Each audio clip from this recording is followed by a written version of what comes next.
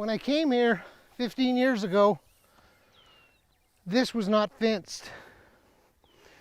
And it was literally, most of the way around had been tromped out with cattle. So I built this exclusion, and instead of it being just a hole, it's closed in over the years, and now it's just, you know, 8 feet across or so. It runs, I don't know, a lot. The reason I shoved a pipe in it is because when we're irrigating, it moves that water down there 100 feet. Because we got plenty of water, as you saw right there in that bottom. It's hard to get that to drain, so it's hard to hay. But I'll be shutting the water off soon, and we'll be able to hay most of that. We'll just see how wet it actually is. So on this particular spring, I wanted to check the pH because I have never checked the pH of this. And you can see if you get closer, the water just bubbles up. And it's a 4-inch line that runs out of here, and it runs full. I don't know why it's not running better.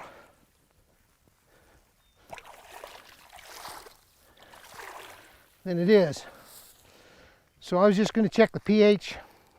I predict that it's, I don't know, I bet it's closer to 8. So let's just see. Mark, did you just develop this on your own, or did you work with the EQIP program? Or? I did this on my own. Okay.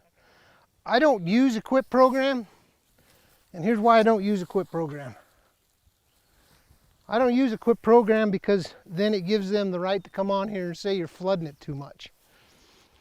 It gives them a lot of hooks for their period of time. So everything I did on my own dollar instead of the government dollar, and then I'm independent. I think it's important to maintain independence. There's a pH strip, there's a deer fly. Let's see. Well, it's somewhere between 7 and 8.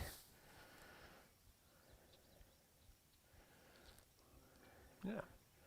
Probably about 7.5, something like that. And there seems to be a lot of pollen that's on the water. I drink this. So when I am working out here, I always got water to drink. So I just leave my bottle here. If it didn't have pollen on it, I'd give you a scoop if you want to taste it. It's good water. It's not as hard as you might worry about. It's not sour at all. But this is just, it's taking what you have and saying, no, I can do better than that. And what that looked like in this case was saying, no, cattle, you can drink, and I use this in the winter, you can drink somewhere else, below it. It's instead of actually at the source where you're destroying that. I mean, just look at that wonderful stuff. It just So does this stay open bubbling up the winter all winter, 100% of the year, because you know it's coming out at about 46 degrees. It takes a lot to freeze, right? And it's moving on beside, so it stays open. And then I'll take the pipe up also and just let it run in the winter.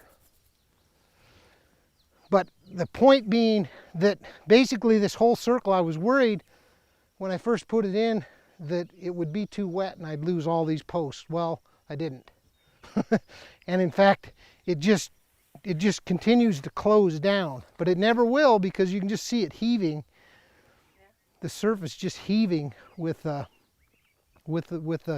water that's coming up there. But it's important to not degrade your spring sources, right? Fresh water sources. It's important to go ahead and exclude them. And that's why I dragged you all the way out here through the swamp to take a look at it. This was always wet down here. And last year I was moving some cattle along and I noticed water coming out of a hole right here. It was just a little bubbling out of the water.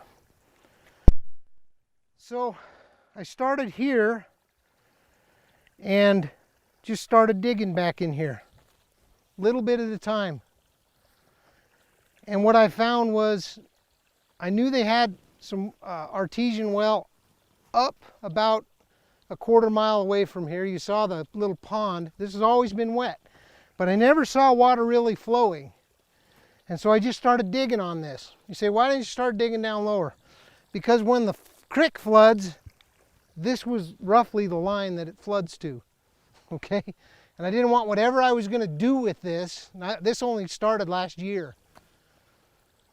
So I cut it open and just started working on it. And you can see the different places where the water runs in here, and it ends up running six gallons a minute. In the middle of August, I don't know yet. This is a spring in development, literally. Okay. I'm not sure what I'll do. I've never pH tested this one either, so I want to try that. I suspect this is different water than over there. That water over there is sweet, this is bitter. Still drinkable by cattle, but it's not nearly as good as the water is over there. I suspect it might be higher pH. We'll see.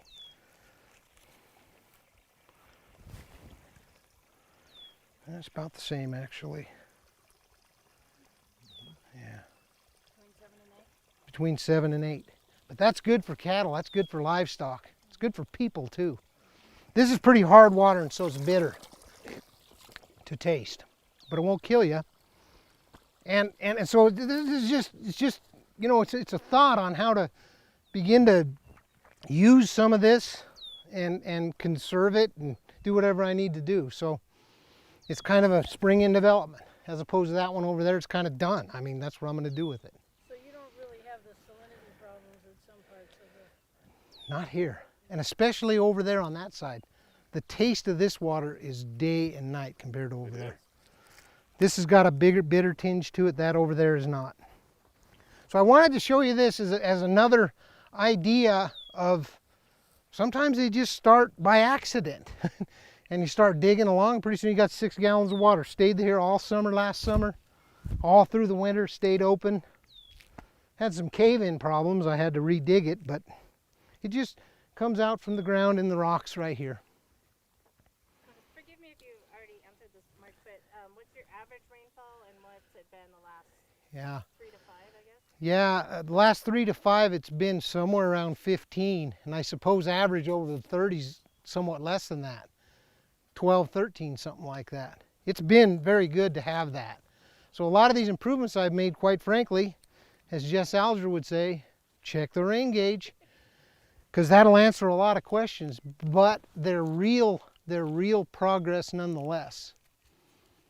And this is just one of those. So I don't know what I'll do, but the last flood that came in here, just last year, right? It came right up here. I had a nice line that I could follow, and so I said, well, I better stay above that, whatever I do, and figure out what I do, and it just comes out of the rocks. It's kind of neat.